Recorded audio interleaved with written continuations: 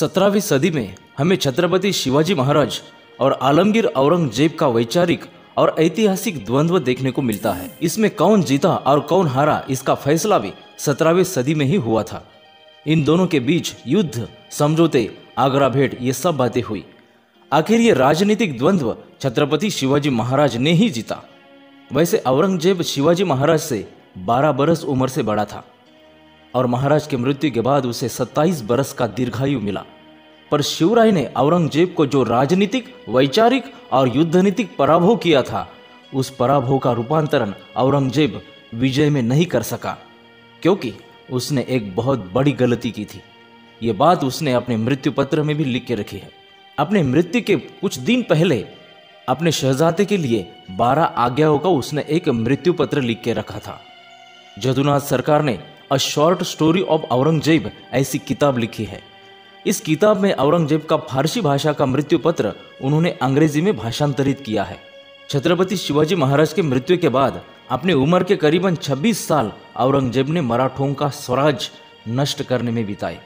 छत्रपति संभाजी महाराज, छत्रपति राजाराम महाराज, महारानी ताराबाई, इसके बाद रामचंद्र पंत अमात्य, संताजी घोरपड़े, धनाजी जाधव, ऐसे कई मराठों ने औरंगजेब का स्वराज उद्ध्वस्त करने का सपना पूरा होने नहीं दिया।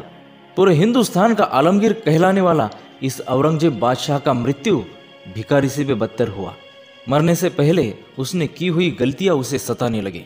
उसने कहा, पहली गलती मेरे बाप ने, शाहजहां ने की। कर्नाटक में शाहजी जिंदा वापस जाने दिया। अगर शाहजी मार दिया होता तो ये नादान शिवा का स्वराज खड़ा ही नहीं हो पाता। दूसरी गलती खुद मैंने की, आगरा में उस शिवा को जिंदा वापस जाने दिया।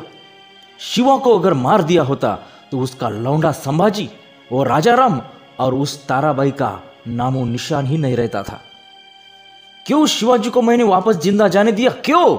इस गलती का एहसास उसे बार बार होता रहता था। बस इसी गलती को, इसी हार को जीत में बदलने के लिए वो 26 साल तक स्वराज के दहलीज पर अपना सिर पटकता रहा। पर आखिर ये हार जीत का खेल स्वराज को नष्ट करने से पहले ही खत्म हुआ। 20 फरवरी 1707 में इसी महाराष्ट्र की मिट्टी में औरंगजेब की कब्र बनाई गई। औरंगजेब अपनी मृत्यु पत्र में लिखता है कि मुझे मेरे किए हुए पापों से मुक्ति दिलाने के लिए मेरे मृत्यु के बाद मेरे तरफ से हसन के पवित्र कब्र पर चादर बिछा दो, और ये काम मेरा शहजादा आजम करेगा। मैंने जो मेरे हाथों से टोपियां सिलाई है, उस पैसों से मेरे कफन का इंतजाम करो। आगे औरंगजेब लिखता है कि जैसे किसी पापियों को बिना पगड़ी के दफन किया जाता है, वैसे मुझे भी बिना पगड़ी के दफन करो। ऐसा करने से अल्लाह शायद मुझे माफ कर देगा, क्योंकि स्वराज को जीतने के बाद ही मैंने पगड़ी पहनूंगा ऐसी कसम भी खाई थी, लेकिन मैं उसमें नाकामयाब हुआ। और आखिरकार औरंगजेब अपने मृत्यु पत्र में ऐसा भी लिखता है कि मेरे लापरवाही के कारण ही शिवाजी मेरे नजर कैद से भाग कर निकला। परिणामतः मेरे मरने तक उसके स्वराज की जानलेवा तकलीफ मुझे भुगतनी पड़ रही है।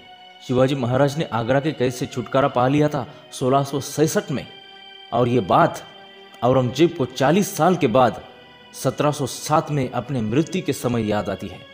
इसका कारण यानी 40 साल के पहले शिवाजी महाराज उसे चकमा देकर निकल गए, इस घटना को वो अपने जिंदगी की सबसे दुर्दैवी घटना समझता है, क्योंकि इसी घटना के बाद मराठों ने उसे नामोहरण करना शुरू कर दिया था।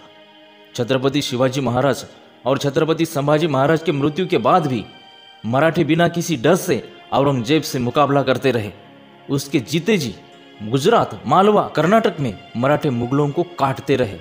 मरते समय औरंगजेब हमेशा कहता था, मेरे मरने के बाद बड़ा फसाद होने वाला है, कयामत आने वाली है, और वो कयामत मराठे लाएंगे।